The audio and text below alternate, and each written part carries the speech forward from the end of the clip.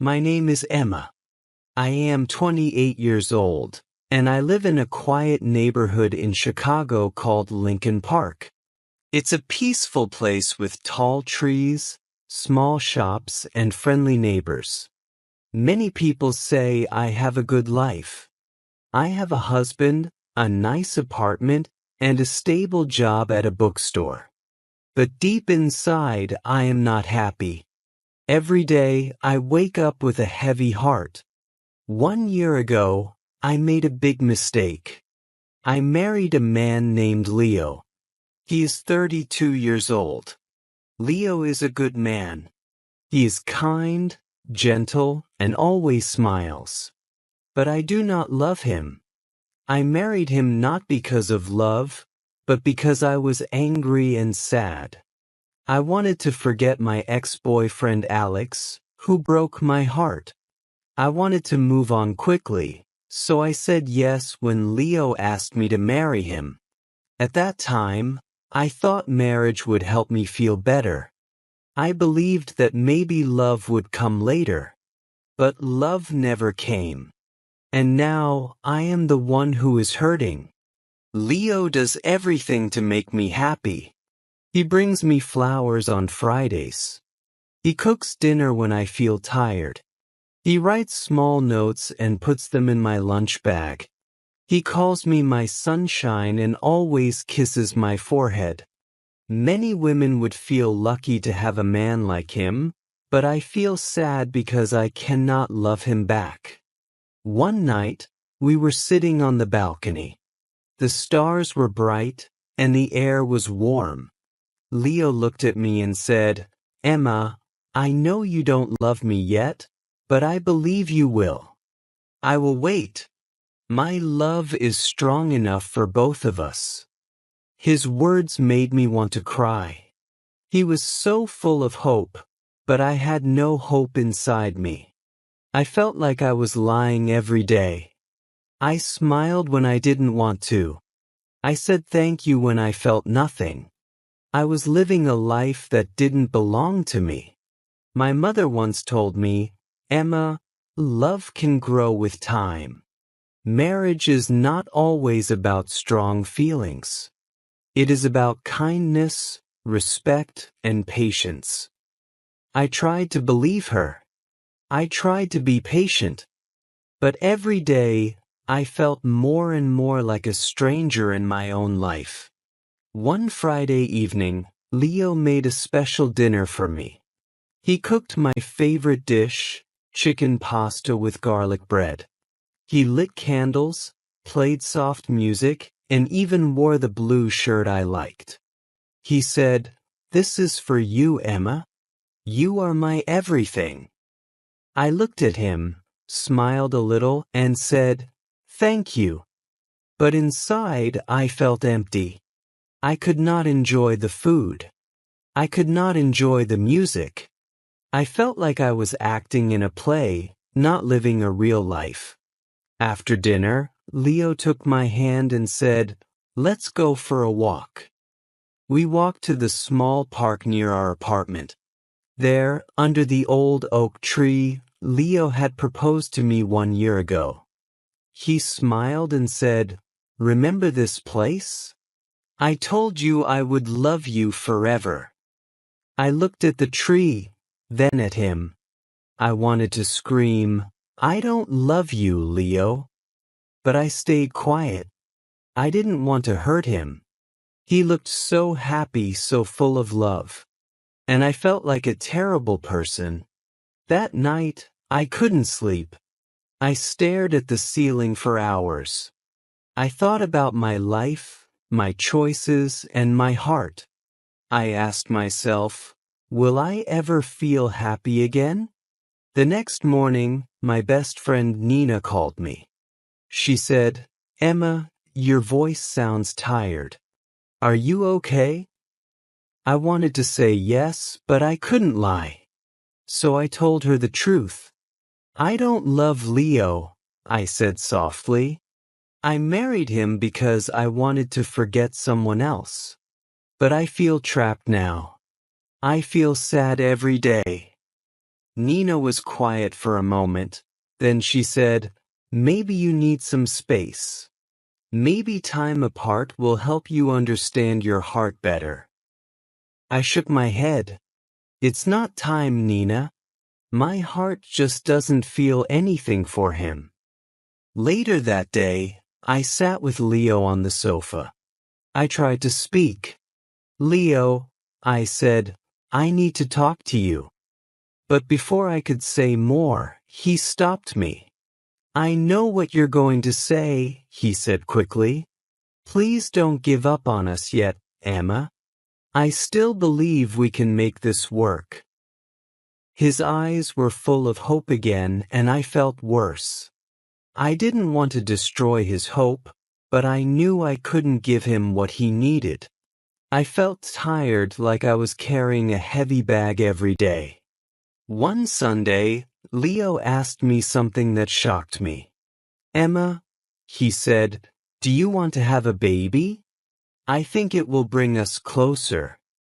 I froze. I didn't know what to say. The idea of having a child with someone I didn't love scared me. I looked down at my hands and said quietly, "I'm not ready, Leo." He nodded slowly. He looked hurt, but he didn't push me. That made me feel even worse. He was always gentle, always kind, and I was always silent, always distant. That night, I wrote in my journal, "I feel like I'm drowning in this marriage. Leo is a good man, but I can't be the wife he deserves."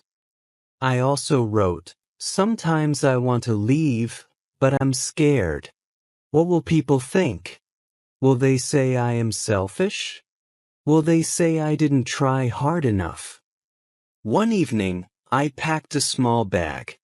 I planned to leave. I looked at Leo while he was sleeping. He looked peaceful. He looked happy. I stood by the door holding my bag, but I couldn't do it. I put the bag down and sat on the floor. I cried quietly. The next morning, Leo made coffee for me. He kissed my cheek and said, "Good morning, my love. I believe in us." His words broke my heart again. I wanted to scream, "Stop hoping," but I stayed quiet again. I walked to the window and looked at the street. A dog was running, kids were laughing, and the sun was shining. The world was moving, but inside I felt stuck. I didn't know what to do. I didn't know how to fix my life. I only knew one thing. I couldn't live like this forever. Before I share the rest of my story, I want to ask you something. Where are you listening from?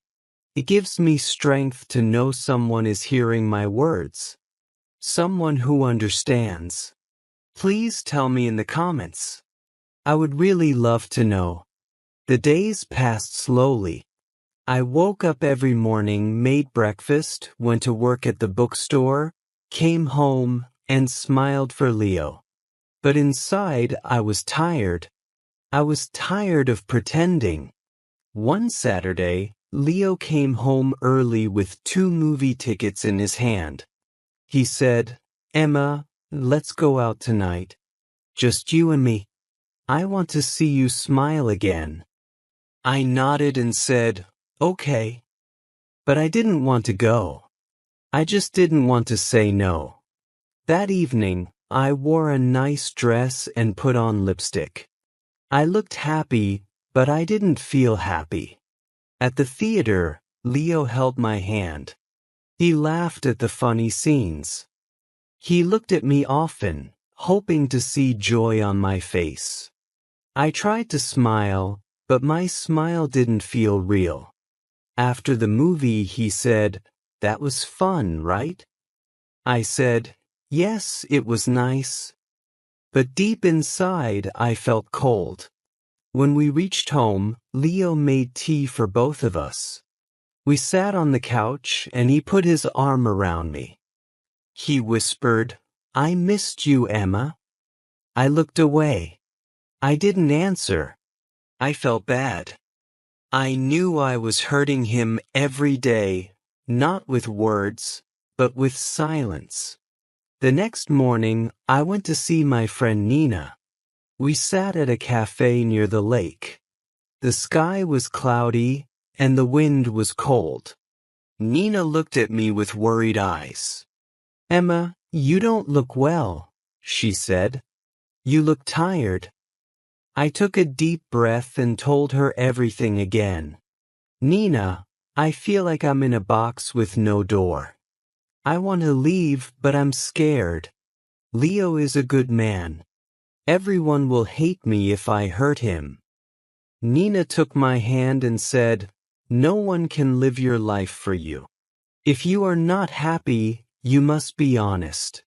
Leo deserves the truth, and so do you." Her words touched me, but they didn't take away the fear. What if I hurt Leo too much? What if I regret leaving? That night, I sat by the window and looked outside. The street was quiet. Lights from other homes were glowing. I wondered if people in those homes were happy. Did they also pretend like me?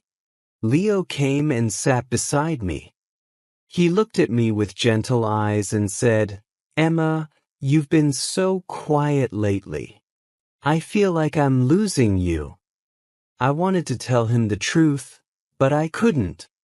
I looked at him and said, "I'm just tired. Work has been busy."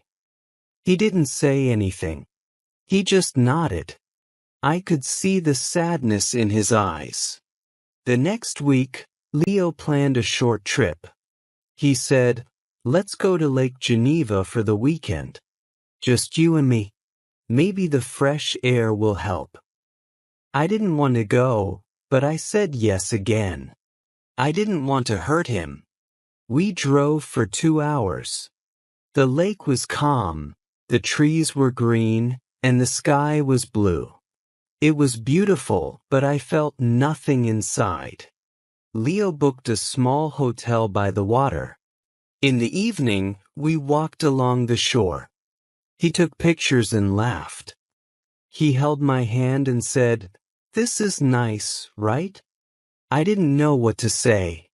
My heart was silent. I felt like I was walking in a dream that wasn't mine. That night in the hotel, Leo gave me a small box. I opened it and saw a necklace with a tiny heart. He said, "This is for you. My heart is yours." I looked at the necklace and felt tears in my eyes. Not because I was happy, but because I knew I didn't deserve his love. "Thank you," I said, my voice low. Later, when he fell asleep, I sat on the floor near the bed. I didn't want to cry out loud. I just sat there, thinking. I thought about the day we met. I remembered how kind Leo was to me when Alex left. He helped me, listened to me, and made me smile again. But I never felt love for him. I married Leo because I was broken. I didn't think clearly. I thought being with someone nice was better than being alone. But now I see it is worse to live without love. When we came back to Chicago, I started writing letters to myself. I didn't show them to anyone. I just wrote what I felt. One letter said, "Emma, you are not a bad person. You made a mistake, but you didn't do it with hate. You wanted to feel better, but now you must be brave. You must find your truth." Another letter said, "Leo is not your enemy. He is a good man, but he is not your home. You cannot give him what he needs." Writing helped me understand myself. It helped me see my own pain clearly. A few days later, Nina called me and said, "Emma, you sound stronger." I said, "I'm thinking about telling Leo everything. He deserves the truth." She said, "I'm proud of you." That evening, I made tea and asked Leo to sit with me. My hands were shaking. I need to tell you something, I said. He looked at me and said, okay. I took a deep breath. Leo, I care about you. You are a good man, but I don't love you. I never did. I married you because I was hurting. I thought love would come later, but it didn't. Leo was quiet. He didn't move. His face was calm, but his eyes were wet. He said softly, I knew, Emma. I saw it in your eyes. I just didn't want to believe it. Tears rolled down my cheeks. I'm so sorry, I said. I never wanted to hurt you. Leo nodded. I love you, Emma. I really do. But I can't be the only one trying. If your heart isn't here, I can't hold you back. His words broke me. He was still kind. Even when I was honest, even when I gave him pain, he stayed kind. We sat in silence for a long time. No shouting. No blame. Just sadness. Real quiet sadness. That night, I slept on the couch. I looked at the wall and whispered, I told the truth. I finally told the truth. I didn't know what would happen next. I didn't know if I would leave soon or if we would talk more, but I felt lighter. For the first time in months, I felt like I was breathing. The next few days were quiet.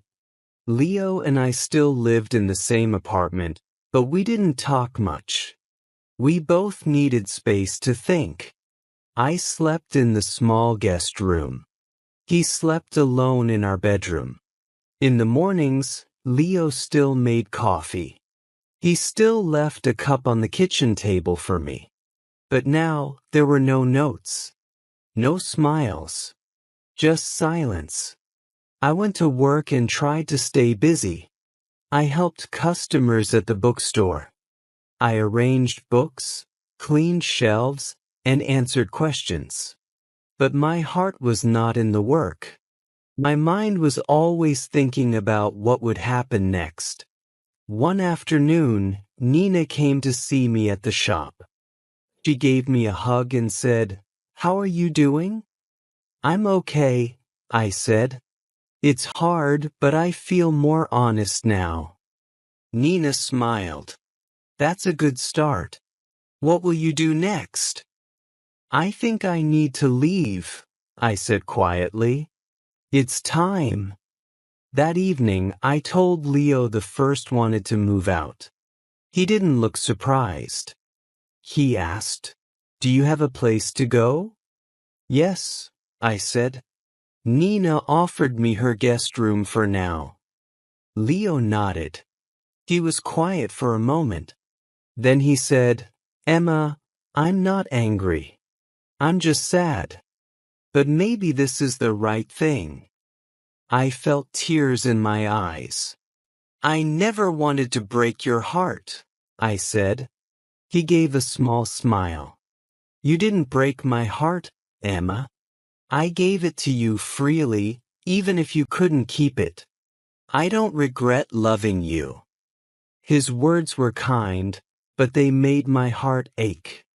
The next morning, I packed my clothes and a few books. I didn't take much. The apartment felt heavy with memories, even though we had only lived there for 1 year. I looked at the small things. His coffee mug, our wedding photo, the blanket we used while watching movies. Leo helped me carry my bag to the door.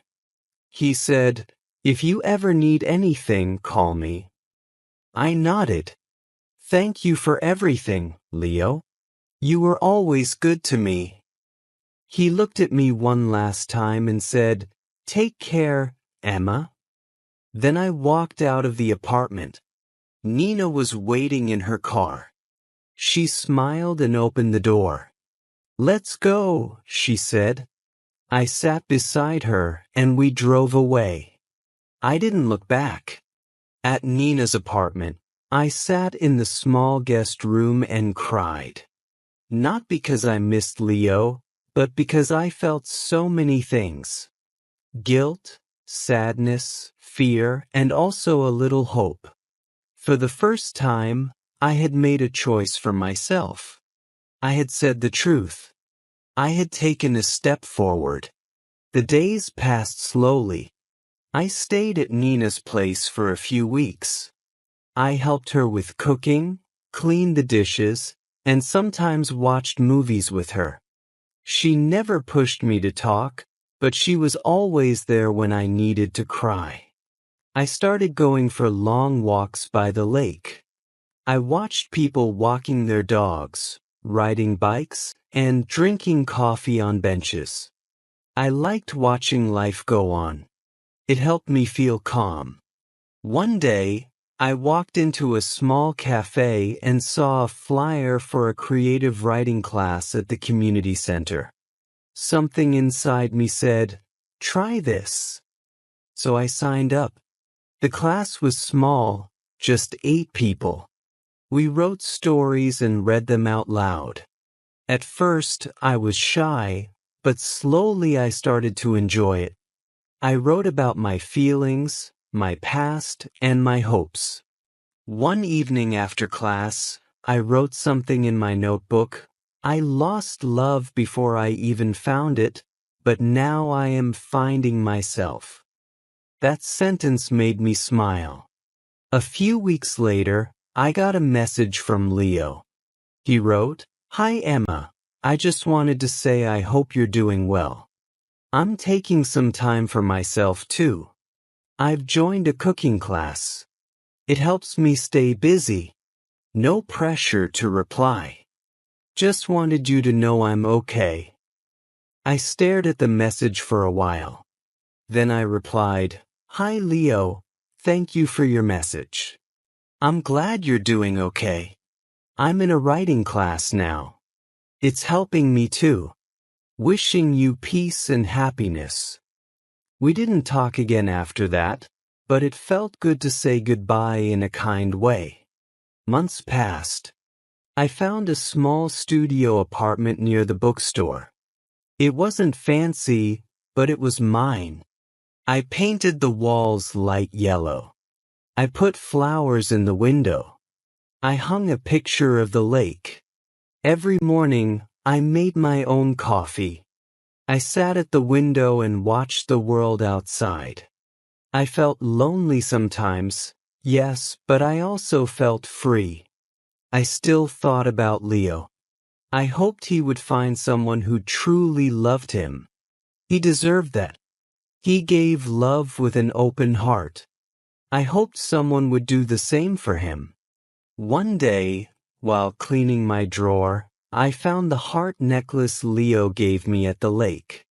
I looked at it for a long time. Then I placed it in a small box and wrote a note. "Thank you for your kindness.